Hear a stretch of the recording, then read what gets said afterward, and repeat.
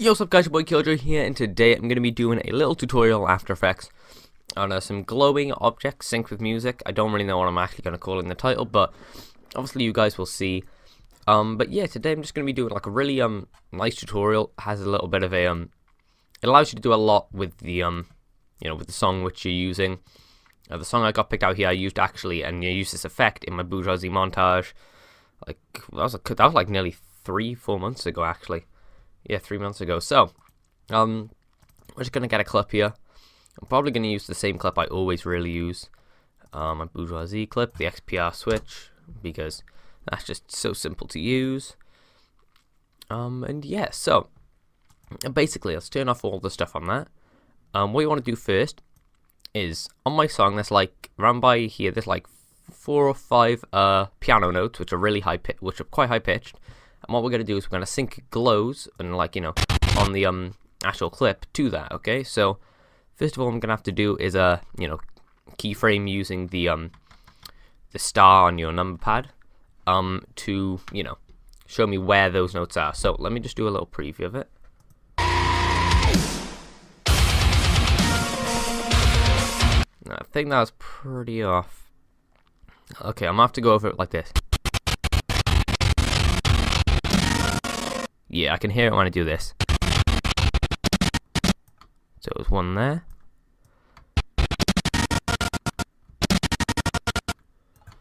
There. And then pretty much now you can just see like the spacings on them and see where the next one should be. Like so. Yeah, diddling, diddling, diddling. Okay, now we don't really need to have that audio layer on. Now we can turn on this, like bam, just like that, okay? Yeah, and this could be good, okay? So basically, you'd have 5 things in the picture, which you can, do this highlight too. So I got one keyframe there, I could do like the door. Next one could be like the one vending machine, that one could be the other, that one could be the double doors, and then final one could be the gun. Okay, so, yeah, that sounds pretty good. So I'm just gonna go like, ding, and it'll look hopefully pretty good. It looks better if you have it like slow motioned the clip, but for now, as the tutorial, we're gonna keep it like this. So, okay, I'm trying to remember exactly what I did. So, let me get an adjustment layer, Control Alt Y. I'm pretty sure this is how I did it. I did it a while ago, so I can't quite remember too well. And basically, what we're going to do is we're going to add some... what was it? It was like some sort of glow. Can't remember exactly which glow it was. Maybe just like a standard glow. Yeah, you could use that. And you can also change the color on it, so if you say want to have like some sort of blue glow, that could look pretty cool. Go for a darker blue than by here. And yeah, you can just play around with the options and everything, obviously, when you get to it. Alpha channels, oh gosh, no, that looks terrible. And color channels, that looks a lot better now. So I'm also going to want to have some light rays, if I can find it. Light rays, there we go. And this, you'll do on whatever object you're going to do first. So right now we're going to be doing the door. Let's increase the radius on that.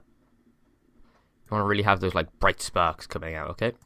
So with this adjustment layer, you're going to have it go on until around just starting into the second one, and that'll give us some sort of nice effect. So go to the start here on the light rays. I'm actually going to do it to like the left of the door, and you'll see why when I actually do it.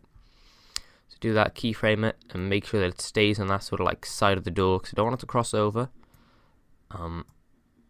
Just like that. It just adds like a sort of little bit of distortion to it. And that looks pretty good like that. Ooh.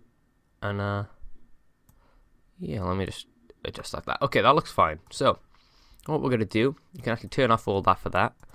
With this adjustment layer, you want to then go and get your pen tool. We can just click G, and going to mask around the door. So it doesn't have to be accurate. It can be as loose or whatever. It can be however accurate you want to. So then click M on the layer, keyframe the path by hitting this little stopwatch.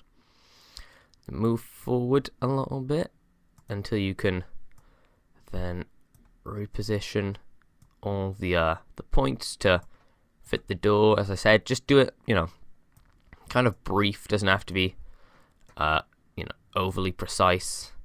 You may want to move some points halfway through. It's like that. You want to move to the left. Then I'm going to actually drag the entire layer over, just like that. Stretch out all the points, and this will look all pretty good. That's close enough. Close enough. Let me get the entire path again. Do the same sort of thing.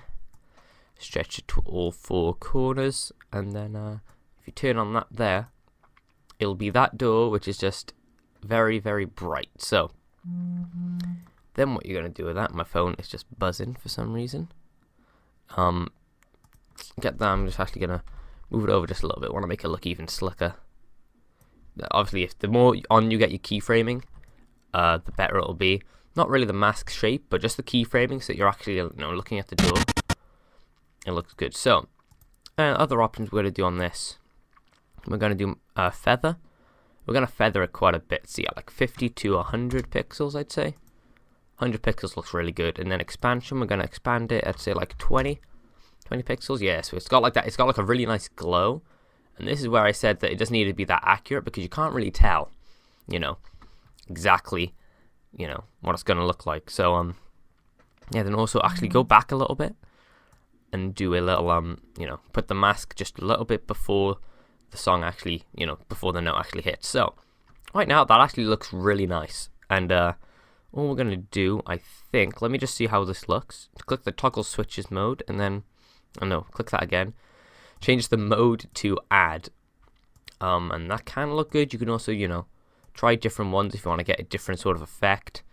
Overlay does look pretty good if you just want to have, not really too out there.